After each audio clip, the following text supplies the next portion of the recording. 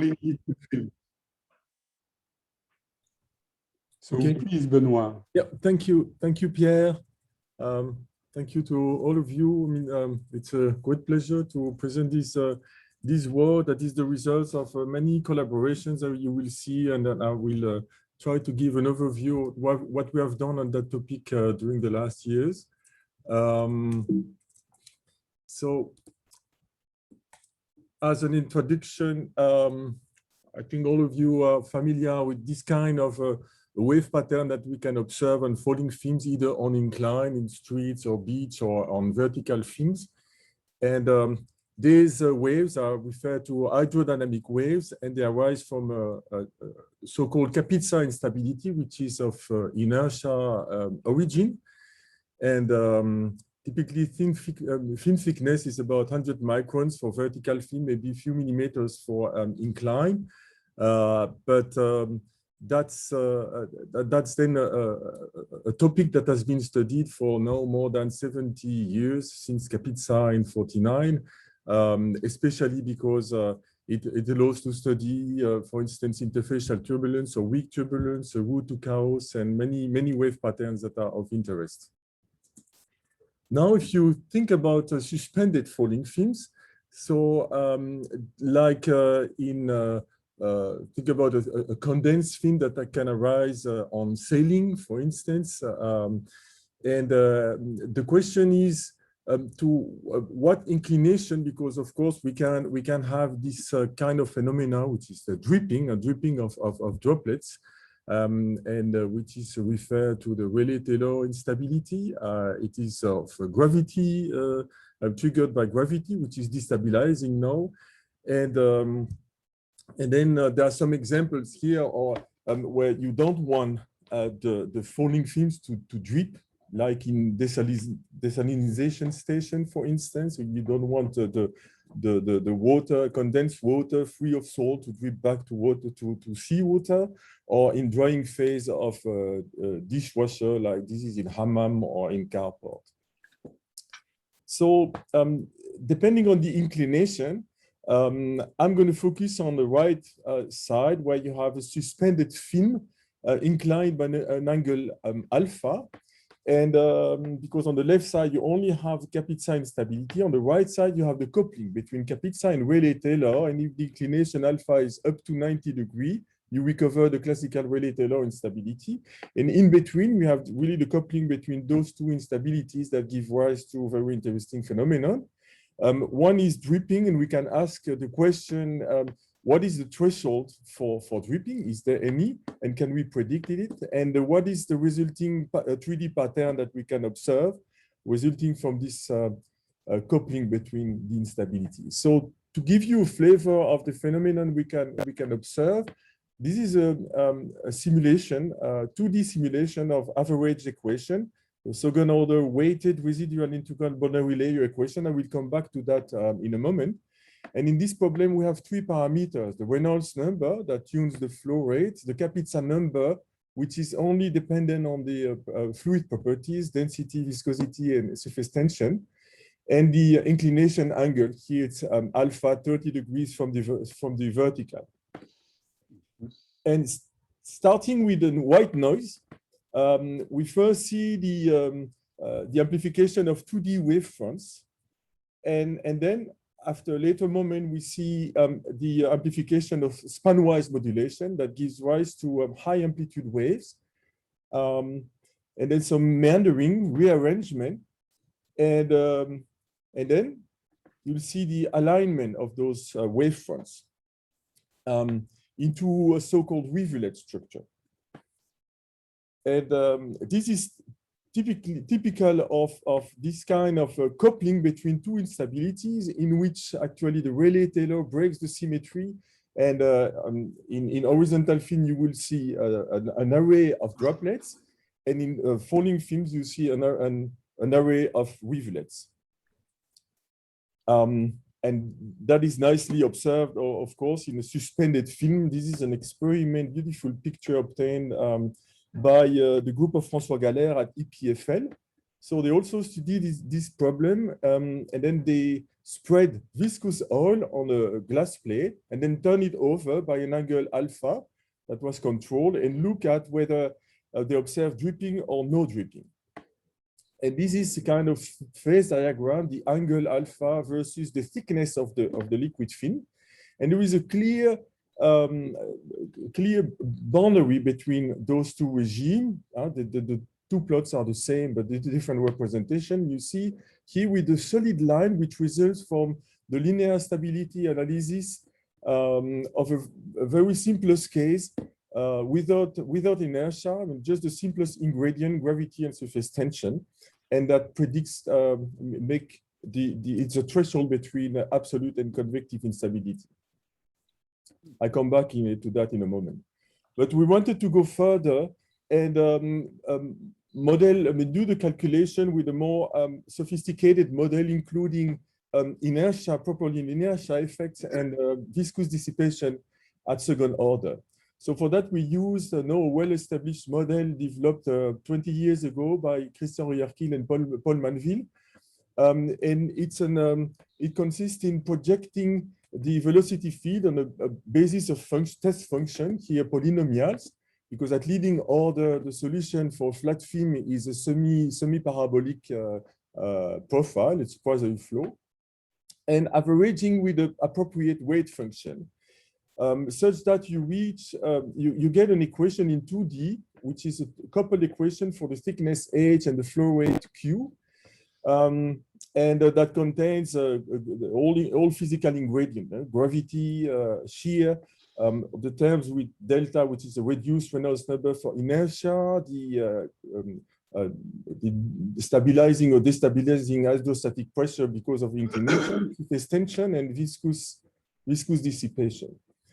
And this is the first time a model of this kind, an average model, was developed in this community of falling films, which is consistent with a long wave asymptotic expansion of the Navier-Stokes equation. And then if you reduce that, it reduces to the so-called Bénet equation valid at very low Reynolds number. But this model extends the validity up to moderate Reynolds number. So we have used that here. You see the reduced number relies on more known, I mean, the Reynolds, the cotangent of the inclination beta here from the horizontal, and it's a Kapitsa number.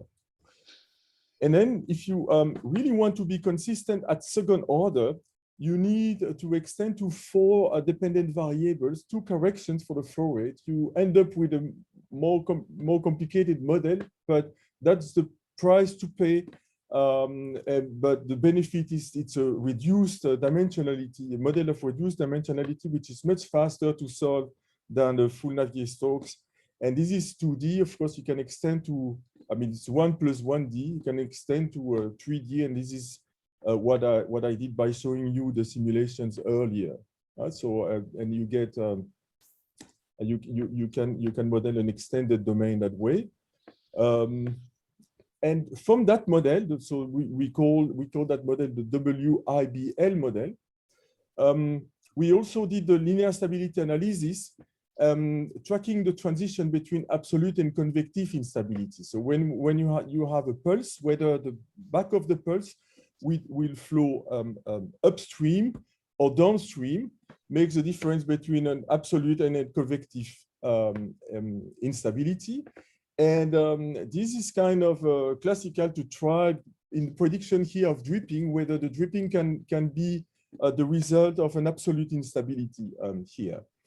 So you see the very interesting behavior here that we have a minimum angle, meaning that below some critical angle, it's always convective, which is not predicted by the simplest model without account, that does not account for inertia effect.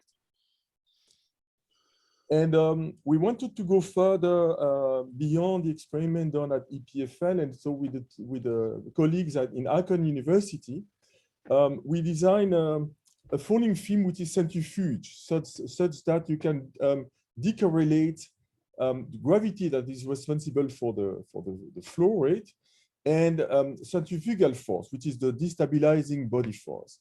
So for G1, we observe here, so inception of 2D wave, destabilization, and then formation of rivulet downstream.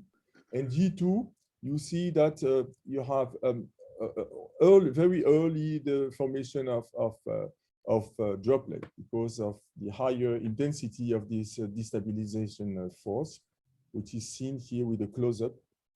You see the formation. Of course, we had some protection to avoid making the lab dusty. Based on this experiment, we could also draw a phase diagram. So it's G versus Reynolds number.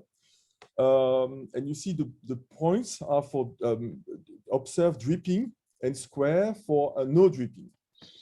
And it doesn't coincide so well with the absolute to convective transition. At least for low Reynolds number, maybe a bit better here, but it was hard to see really the minimum, and we couldn't go higher for Reynolds number in Reynolds number for the experiment, which is something that we are preparing now. So we hope to have more points for higher Reynolds number in the near future. But still, it seems that there is this minimum. Again, it needs to be confirmed. At low Reynolds number, clearly the dripping event is a nonlinear effect that cannot be really predicted by a linear result, even though we got some trend here. But this minimum, if it's confirmed, then can be seen for as kind of universal value for different liquids like water. It's 5 degrees from the horizontal, and if the inclination is larger than that, or 85 for vertical, then we are always in the convective regime, meaning that less probability to have dripping, of course, without accounting for nonlinear event like a dripping arising from a coalescence phenomenon. And if you go for very infinitely viscous fluid, there is kind of a limit to this angle, 32.6, from the horizontal, above which none of the fluid could be absolutely unstable. But if we go now in this convective regime, so no dripping, and we look at wave patterns, and that was the second question, we suspend the falling film at constant flow rate now, and we record on this line the profile. So this line is on the X coordinate now, and this is spatio-temporal recording. And we clearly see, you see here the Reynolds number 8.2, that if we average in time, we see a well-defined rivulet structure with waves riding on them. Decreasing the Reynolds number, there are some values for which it's less clear, but the average still show a very well-defined wavelength. And if we go for very low Reynolds number, we don't see even waves because they are of too low amplitude to be detected, but we clearly see rivulets. So we reported this wavelength for different cases, different inclination, different Kapitsa number, and remarkably, it doesn't really depend on the Reynolds number, but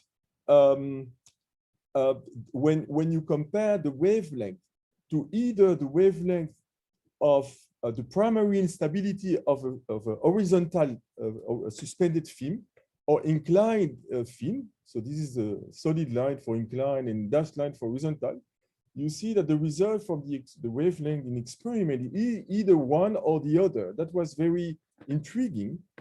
And so we decided to make simulations of those conditions. Starting with white noise, we end up with wavelength, whatever the inclination, which is well predicted by the primary instability.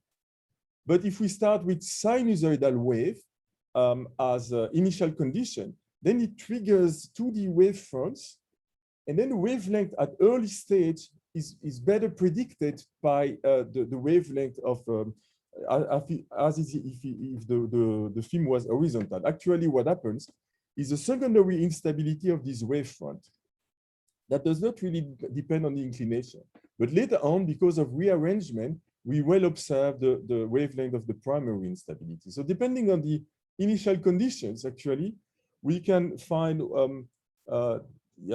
we can observe the result of a primary or secondary instability. And what that means in experiment, it really depends on where do we look at.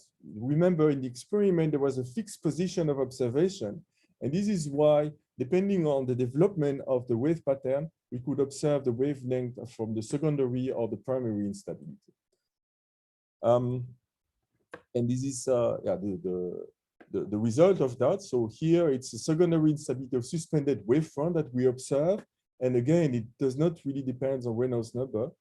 And in other cases, for more larger inclination or lower Reynolds number, we rather see the wavelength predicted by the primary instability.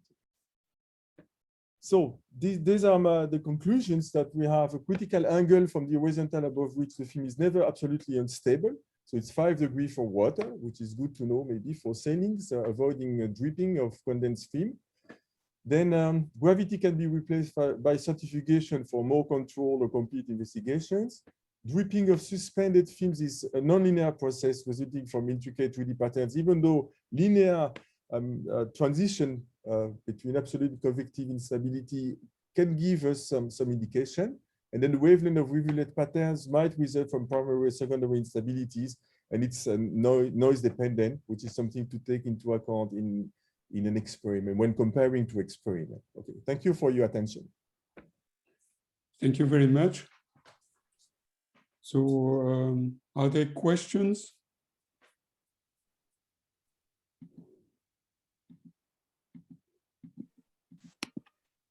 Yes. Maybe. Yes. I was just wondering, does the material of the wall, does it have any importance? So that's a very good point. At least for the centrifugal film, which is very important, is to have a weathered film. So that's why we had very difficulties to go for larger Reynolds number, because with water it de-wets.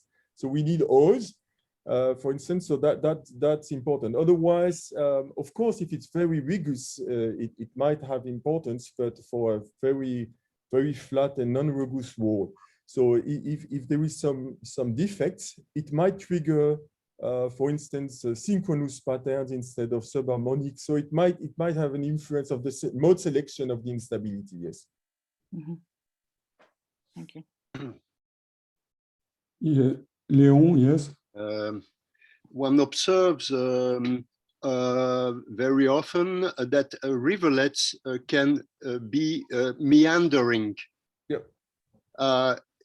Is it related to what you observed, or? Not here, because the meanders happens essentially in non-wetting fluid when you have contact lines. And here it's perfectly wetting conditions, so the whole substrate is wetted. Yeah. So in between two rivulets, you have a very thin films, and the question is whether this film, if you wait long enough, will dry out or not. And it turns out that it should, but for a very long, I mean, the rate at which it thins is very, very slow. So it has not been observed experimentally, but it can be predicted numerically. Okay. Thank you. Okay, let's thank again Benoit for his talk. Thank you.